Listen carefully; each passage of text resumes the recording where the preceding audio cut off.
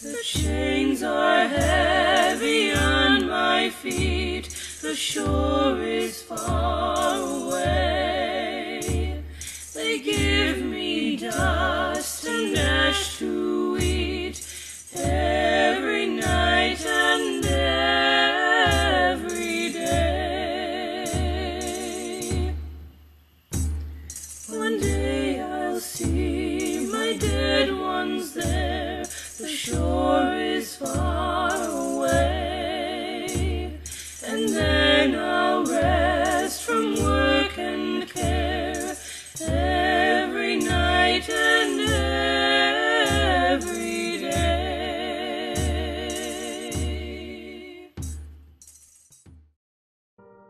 There's no doubt that slavery was a devastating experience for Black men and women. It can be seen as a mental, emotional, psychological, and physical rape for all who endured. This cruel treatment that came with labor, degradation, and strippment from human rights lasted for over 2 centuries. Although both men and women experienced these factors, the circumstances for men and women were very different. Women were the victims of sexual abuse, forced prostitution, breeding, and were taken advantage of their motherhood. One characteristic that set women apart was their ability to take care of children. When women gave birth in their hometowns, such as in Africa, it was a rite of passage that had earned them respect. In this American plantation system, it was nothing more than a method to advance economically. The average enslaved woman gave birth to her first child at age 19, and from then on gave birth every 2 to 3 years. Because women had to put the master and his family's needs before hers, mothers returned to the fields right after giving birth. The children that she carried for 9 months would be raised by others, and sometimes she would never see them again. The cycle of breeding brought certain benefits to the mother. While pregnant, she could expect more food and fewer working hours. This was only because fertility made her more valuable to her owner, and because of this, she was less likely to be sold away from friends and family. That being said, couples and families could be broken up at any time without any warning. It was very common that husband and wives didn't reside in the same place or neighborhood. While also having to deal with catering to children, women faced the constant threat of rape, being taken advantage by overseers, slaveholders, and their sons and sailors. Sometimes female slaves accepted advances, hoping that such relationships would increase the chances of freedom for her family. Most of the time, however, slave owners took slaves by force.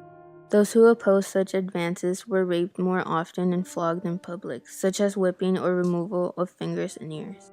Even wives of masters had built up animosity towards enslaved women because their husbands would continuously have sexual affairs with them. Because of that, they often showed even more cruelty towards women when given the chance. In Harriet A. Jacobs' novel, Incidents in the Life of a Slave Girl, Jacob says, Miss Flint, like many Southern women, was totally deficient in energy. She had not strength to superintend her household affairs, but her nerves were so strong that she could sit in her easy chair and see a woman whipped till the blood trickled from every stroke of the lash. White society during this time strongly believed Black women were sexual, lustful beings who had a strong appetite for sex. Since the ideal white woman was pure and modest, the perception of the African woman made her the object of white man's disgust and fascination. This statement can be seen through the story of Sarah Bartman. Sarah Bartman grew up on a colonial farm with family that worked as servants. After Dutch colonists came to conflict with her group of Khoikhoi, Sarah was sold after allegedly signing a contract with William Dunlop. This contract claimed that she would travel to England with Hendrik Cesar, work as a domestic servant, and be exhibited for entertainment purposes. She would receive a portion of the earnings that could return to Africa after 5 years. She soon became a domestic servant in Cape Town to Cesar's brother, Hendrik Cesar, and was given the name Sartji.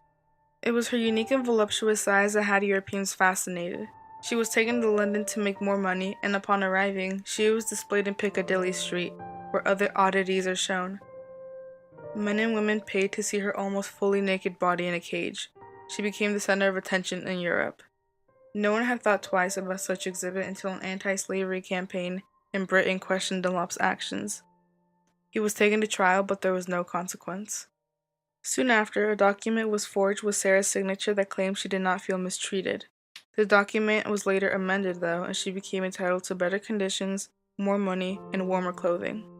After 4 years of being profited off of, she was transported to France and was sold to Roe, a French man who showcased animals. She was exhibited around Paris in a cage with baby rhinoceros. She even had a trainer who would order her to sit and stand, and then gained her stage name Hottentot Venus. Her display attracted George Cuvier, who asked to study her as a science specimen. In March 1815, she was studied by French anatomists, zoologists, and psychologists.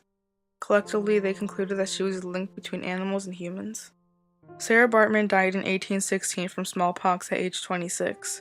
Cuvier kept her remains and proceeded to dissect them. He made a cast of her body and kept her genitals and brain in a jar that were in the Museum of Man up until 1985. Her body was then taken back to South Africa and she was buried in her hometown. Another woman's story who is just as tragic is the one of Harriet A. Jacobs. Harriet A. Jacobs was born in Edenton, North Carolina in 1813. She was born into being under control of Margaret Horniblow. Margaret had taught Harriet how to sew and read. In 1825, Horniblow left her in custody under Mary Norcom after her death. The only problem was that Mary was only 3 years old. Mary's father, Dr. James Norcom, then took full custody of Harriet. He was an Edenton physician who introduced Harriet to the harsh realities of slavery. As a teen, Jacobs found herself often being sexually taken advantage of by her married enslaver. To prevent this, Jacobs sought a relationship with Samuel Treadwell Sawyer, another white man. Later on, she had 2 children with him. In an attempt to keep her children out of slavery, she faked an escape to New York while really hiding in a crawlspace above her grandmother's shed in the summer of 1835. She hid there for 7 years as she was able to watch her children grow up. Her days consisted of reading the Bible, caring for her children, sewing, and even writing letters to Norcom that would confuse him as to where Jacobs was staying.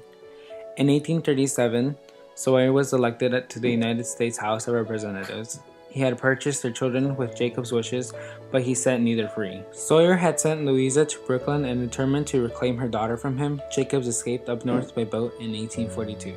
A decade after escaping from North Carolina, Jacobs lived in uncertainty with her life as a fugitive slave.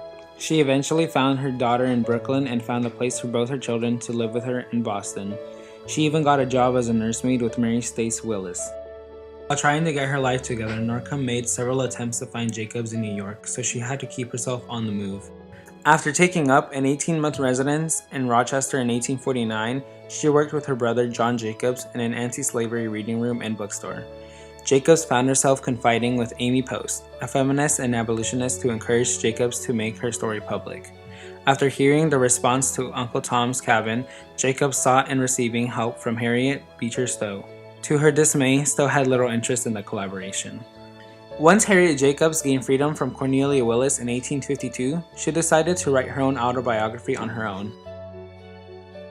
It should never be a competition between who suffered the most throughout slavery. It was a catastrophic time for everyone who was enslaved.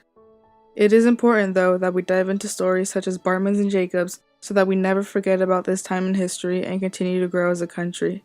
After all, we can only go up.